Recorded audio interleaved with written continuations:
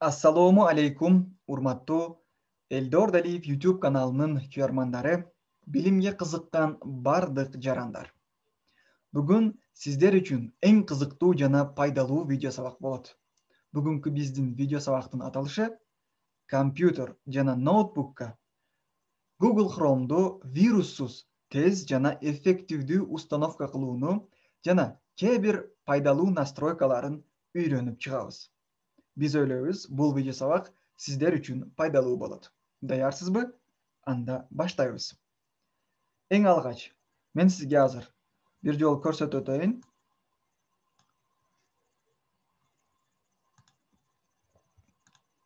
Мен ушул ссылканы видеонун описаниясында калтырам. Сиздер дагы ушул ссылка аркылуу кирип, көчүрүп алсаңыз, бул Google Chrome'дун официалдуу сайтынын ссылкасы болуп эсептелет. Ошол учурда вируссуз көчүрүүгө мүмкүнчүлүк болот. Мен ушул ссылканы көчүрүп, копировать кылам жана менде Google Chrome бар. Бирок сиздер үчүн кайрадан установка кылууну көрсөтөм. Себеби Google Chrome'ду кээ бир учурларда колдонгон учурумда эмне болот? Башка браузерлер автоматтык түрдө алмашып калат. Бул вирус келгенин натыйжасында. Эми ушул жолду алдын алуу үчүн аткарып көрөбүз. Макул, Google Chrome'га киребиз. Ушул жерде поиск деген жерге көчүргөн ссылкабызды жазабыз. Же болбосо скачать Google Chrome деп жазабыз. Мен ушул ссылканы койдум, интерди басам. Бул жерде Google Chrome'дун негизги сайты ачылат. Мына көрдүңүзбү? Сизде мына ушул окно ачылат. Көрдүңүзбү? Бул жерде скачать Chrome деген бөлүм бар. Кааласаңыз бул жерди басып, кааласаңыз жогоруну басып, көчүрүп алсаңыз болот. Эки жерде скачать Chrome бөлүмү чыгат. Мен ушул жерден скачать Chrome'ду басам.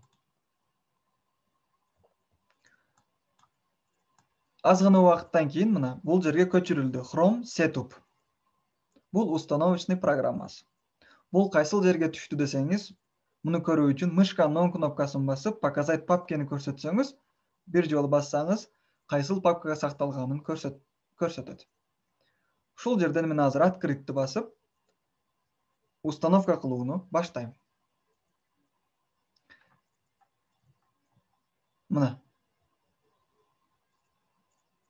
Эгерде сизде бул окно ачылбаса, астында бир жаңы окно күйүп жанып турат. Ошол жерге бассаңыз ачылат. Да дегенди басабыз. Эми бул жерде интернеттин тездигине жана компьютердин иштөөсүнө байланыштуу загрузка болуп, установка кетет. Бул учурда сиз албетте күтүп турушуңуз зарыл. Биз дагы күтүп турабыз. Chrome'дун өзгөчөлүгү Chrome аркылуу көп маалыматтарды тез жана эффективдүү издеп таба аласыз. Сүрөттөрдү, видеолорду көчүрүү оңой. Мына, установка завершена. Сизде дагы ушундай установка завершена деп чыгат. Эми закрыть дегенди басып чыксак болот. Эми сиздер үчүн мен Google Chrome'дун кызыктуу бир пайдалуу настройкаларын көрсөтүп өтөйүн. Бул билүү үчүн ал жогору оң тарапта 3 точка бар. Бир жолу басабыз, настройки бөлүмүнө киребиз. Эми караңыз. Бул жерде биз эмнени карайбыз? Астына түшөбүз. Мына бул жерде показывать кнопка главная страницаны белгилеп коебуз жана страница быстрого доступаны белгилейбиз. Өзү автоматтык түрдө турат ушуда. Андан кийин ушул жерде сизде настройкасы оңдолгон болушу мүмкүн. Новая вкладка дегени жакшы. Эгерде сиз Google Chrome'до иштеген учурда кээ бир сайттарга кирсеңиз, бүгүн мисалы кирсеңиз, эртең дагы ушулар сакталуусун кааласаңыз, ранее открытие вкладки дегенди басасыз. Андан кийин кошумча настройкалары бул дополнительный бөлүмүндө бар. Бир жолу басабыз. Эми бул жерден тилди тандашыңыз мүмкүн. Орус тилинде турганы бизге түшүнүктүү болот. Эми ушул жерге жакшы көңүл буруңуз. Скачанные файлы. Бул жерде сиз Google'дан сүрөт, презентация, видео көчүрүп алган учуруңузда мына караңыз, S дискиңиздеги admin downloads загрузки бөлүмүнө түшөт. Сиз бул жерден изменить кылып, башка бир папканы тандап койсоңуз болот. Андан кийин всегда указывать место для скачивания дегенди күйгүзүп койсоңуз, бул учурда ар дайым бир нерсени көчүрүп алган учуруңузда сизден сурайт автоматтык түрдө, кайсыл жерге сактайбыз деп. Бул ошол үчүн сизге керек болот. Мен макул ушуну калтырайын. Менден автоматтык түрдө сурасын, мен өзүм кийин загрузка бөлүмүн тандап коем. Андан кийин бул жерде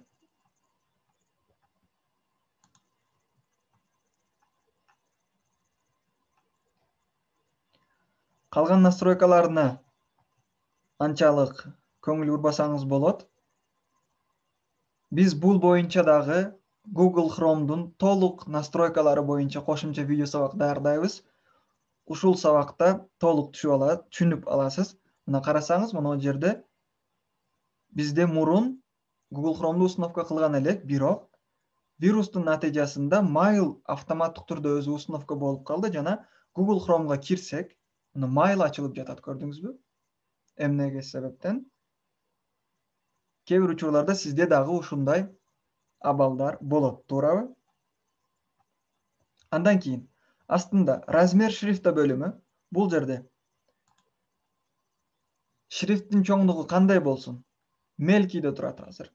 Макул. Средний тандасак болот. Крупный тандасак мына чоң болот, көрдүңүзбү? Эгерде кечинде иштесеңиз же кичи тамгаларды көрбөсөңүз, ошол учурда крупныйды тандап койсоңуз болот. Андан кийин масштабирование страницы. Бул жерде 100% турганы жакшы. Мен башкасына коюп көрсөтөйүн, мына караңыз, масштаб өзгөрүп кетти. Көрдүңүзбү? Масштаб ушундай болуп өзгөрөт. Бул жерде 100% болгону жакшы. Эгерде 100дөн ашырсаңыз, мына мисалы, караңыз кандай чоңоюп кетет.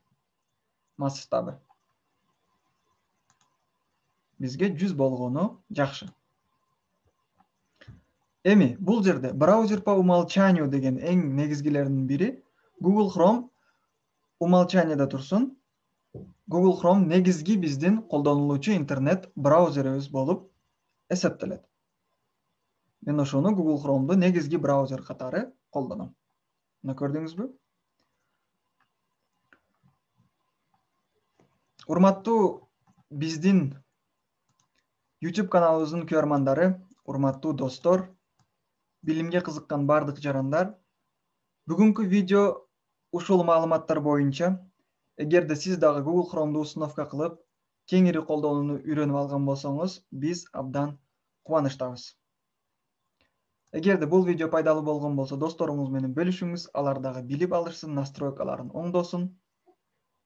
Эгерде пайдалуу болгон болсо, видеого лайк басып коюңуз. Эгер пайдасыз болгон болсо, дизлайк басыңыз.